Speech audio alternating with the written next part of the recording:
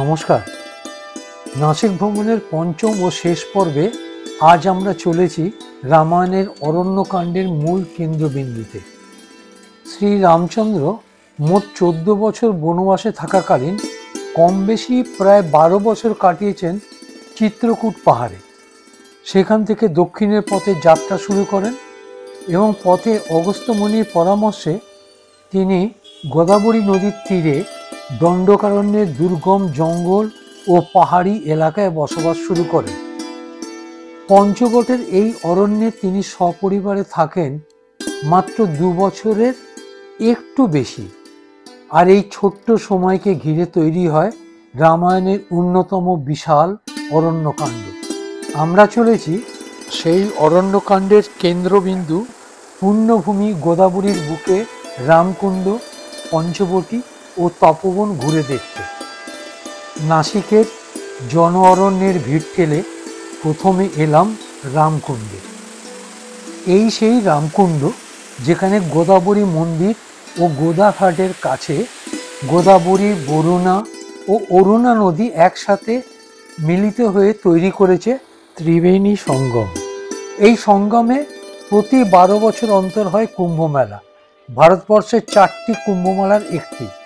1749 সালে ত্রিম্বকেশ্বর থেকে এই কুম্ভ মেলাকে এখানে স্থানান্তরিত করা হয় তৎকালীন পেশোয়ার দ্বারা। পরবর্তী কুম্ভ মেলা এখানে হবে 2027 সালে। কথিত আছে বনবাসে থাকাকালীন শ্রী রামচন্দ্র এই রামকুণ্ডে স্নান করতেন সপরিবারে এবং পিতা দশরথের অস্থি বিসর্জন দিয়েছিলেন এই ঘাটে। তাই রামকুণ্ডকে অনেকে অস্থি বিলয়া তীর্থ বলে থাকেন। আরও এক কাহিনীতে বলা হয় এই ঘাটেই স্নান করে ভগবান শিব ব্রহ্ম হত্যার পাপ থেকে মুক্তি পেয়েছিলেন।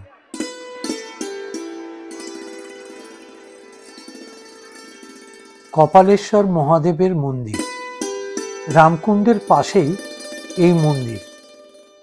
সারা ভারতবর্ষের এই একটি ভগবান শিবের মন্দির যেখানে ভগবান শিবের প্রিয় বাহন নন্দীর কোনো মূর্তি পাবেন না। এর পেছনের কাহিনীতে কথিত আছে যে একসময় ব্রহ্মার 5 মুখ ছিল। 4 মুখ ভগবানের নামগান করত, আর পঞ্চম মুখটা সবসময় কিনা সবার নিন্দা করত, খারাপ কথা বলতো। তখন ভগবান শিব ওই পঞ্চম মুখটা রাগের চোটে ব্রহ্মার শরীর থেকে আলাদা করে দেন। আর এই কারণেই ভগবান শিবের উপরে ব্রহ্ম হত্যার পাপ লাগে। এই পাপ থেকে মুক্তি পাওয়ার জন্য ভগবান শিব বিভিন্ন জায়গায় ঘুরতে ঘুরতে দ্বারকাতে হাজির হন। সেখানে একটি ছোট্ট বাছুর এ কথা জানতে পেরে ভগবান শিবকে গোদাবরী ত্রিবেণী সঙ্গমে স্নান করতে বলেন। বাছুর রূপী নন্দী ভগবান শিবকে এখানে পথ দেখিয়ে আনার পর ভগবান শিব এই রামকুণ্ডে স্নান করে পাপ মুক্ত হন এবং প্রিয় বাহন নন্দীকে এক্ষেত্রে গুরু হিসেবে মান্যতা দেন। গুরুকে তো বলা যায় না মন্দিরের প্রবেশদ্বারে বসে থাকতে, সেই জন্য এই মন্দিরে কোনো নন্দীর মূর্তি নেই।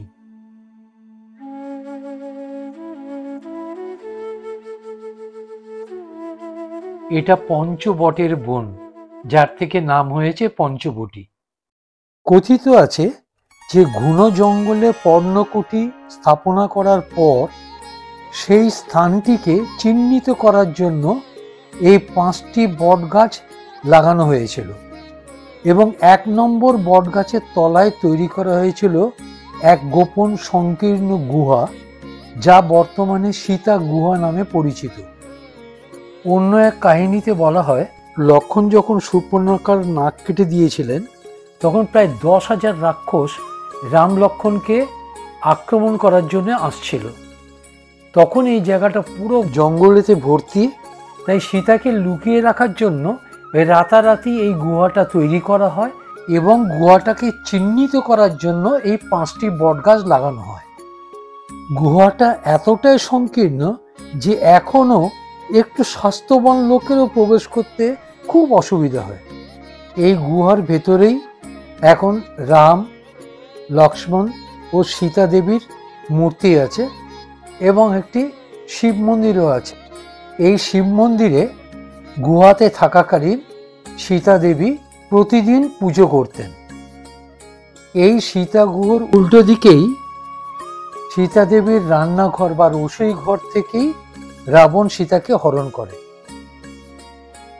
আনুমানিক 5 বর্গ কিলোমিটার জুড়ে বিস্তীর্ণ এই পঞ্চবটি। এখানে ভগবান রাম জড়িত বেশ কিছু মন্দিরের মধ্যে এটা একটি অন্যতম প্রাচীন মন্দির। আর এর উল্টো দিকেই আছে লক্ষণ রেখা মন্দির, আর একটু পরেই আছে লম্ব হনুমানজির মন্দির। বলা হয় এটা একটা প্রাচীন পর্ণকুটি, যেখানে রাম, লক্ষণ ও সীতা দেবী থাকতেন।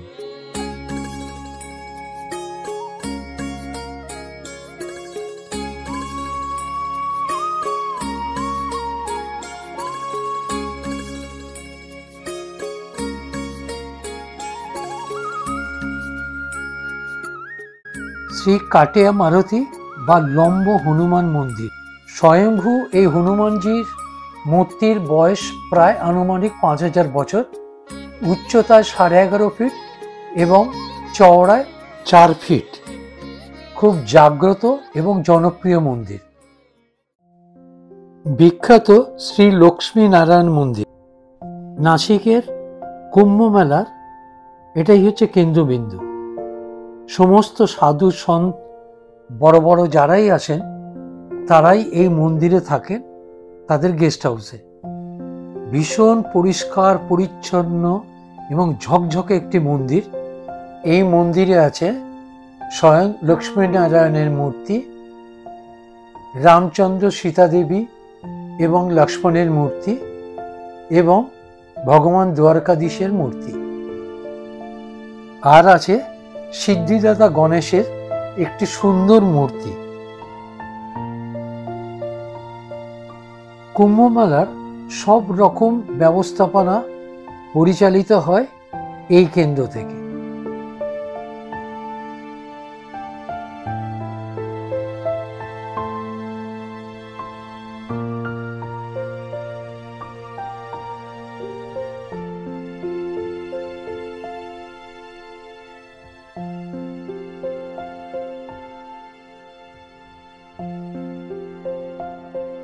চললাম তপবনের দিকে।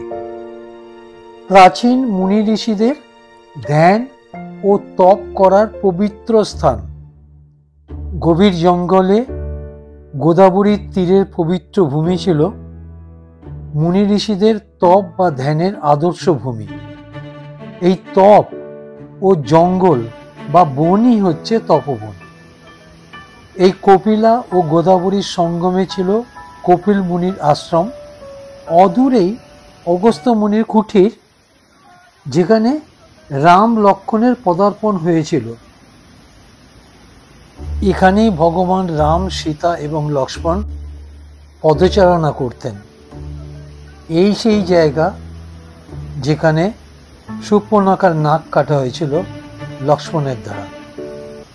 শূর্পণখার এই নাক কাটা থেকেই নাকি নাসিকের নাম হয়। অন্যদিকে বিভিন্ন গ্রন্থে দেখা যায় কৃতযুগে নাসিক ছিল ত্রিকান্তক, দাপর যুগে জনস্থান এবং পরে কলিযুগে এটা নবশী থেকে নাসিক হয়ে ওঠে। মোগল আমলে যেমন এটা ছিল গুলশানবাদ, আবার শিবাজির শাসনকালে সাহসী ভূমি নামেও পরিচিত ছিল।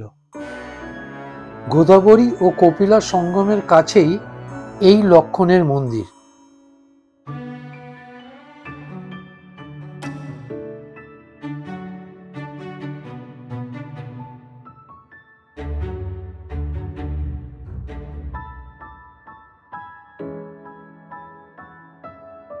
মন্দিরের গায়ে চিত্রিত আছে রামায়ণের বিভিন্ন কাহিনী।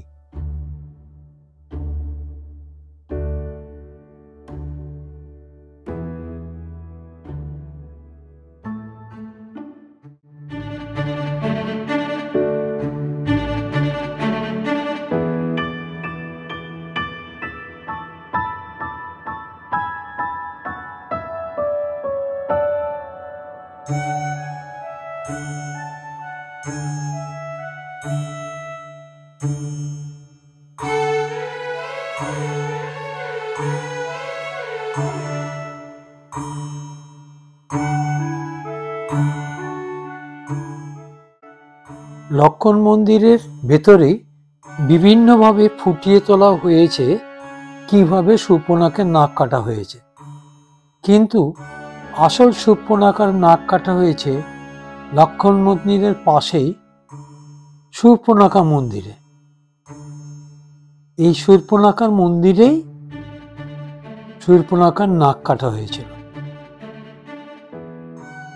লক্ষণ মন্দিরে লক্ষণ শেষ নাগের অবতার হয়ে বিরাজমান।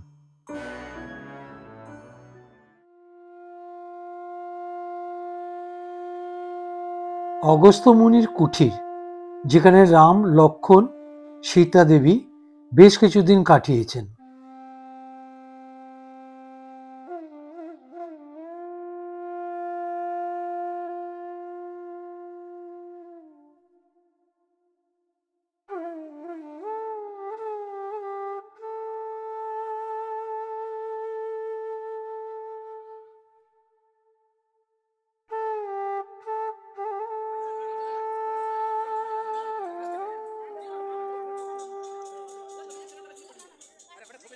শ্রী কালারাম মন্দির, এটা পঞ্চবটি বনে সীতা গুহর পাশেই। কথিত আছে এখানকার মুনি ঋষিদের আশ্রমে রাক্ষসরা খুব উপদ্রব করত। অনেক চেষ্টা করেও মুনি ঋষিরা যখন থামাতে পারল না, তখন তাহারা সবাই রামের শরণাপন্ন হন। ভগবান রাম তখন কালো রূপ ধারণ করে সমস্ত রাক্ষসদের বধ করেন। তাই এই মন্দিরে ভগবান শ্রীরাম, লক্ষণ এবং সীতা দেবী কালো রূপ ধারণ করে কালারাম হিসাবে বিরাজমান। বলা হয় কিছু সাধু অরুণা বরুণা নদীতে এই কালারামের মূর্তিটা পান এবং একটা কাঠের মন্দির তৈরি করে সেখানে পুজো করা শুরু করেন। পরবর্তীকালে 1780 সালে পেশোয়ারা এই মন্দিরটা স্থাপন করেন এবং প্রায় 32 টন সোনা ব্যবহার করা হয় এই মন্দির নির্মাণের জন্য। এখানে এরকম 40টা থাম আছে। কথিত আছে এই 40টা থাম যদি আপনি স্পর্শ করেন, তাহলে হনুমান চল্লিশা পড়ে আপনি যে পুণ্য অর্জন করেন, সেই পুণ্য আপনি অর্জন করতে পারেন। একটা ঐতিহাসিক ঘটনা এই মন্দির ঘিরে আছে। আগে এই মন্দিরে সমাজের নিম্নবর্গের লোকদের প্রবেশের কোনো অধিকার ছিল না। 1930 সালে ডক্টর বাবা সাহেব আম্বেদকর তীব্র আন্দোলনের মধ্যে দিয়ে তাদের প্রবেশ অধিকার ফিরিয়ে দেন। এ কথা অনেকেই জানেন না।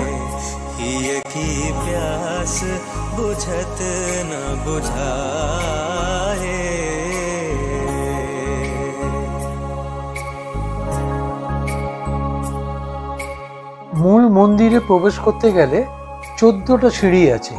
সেই 14টা সিঁড়ি হচ্ছে ভগবান শ্রী রামচন্দ্রের 14 বছর বনবাসের প্রতীক। এখানে ভগবান দত্তা বা বিষ্ণু ভগবানের পায়ের ছাপ দেখতে পাবেন।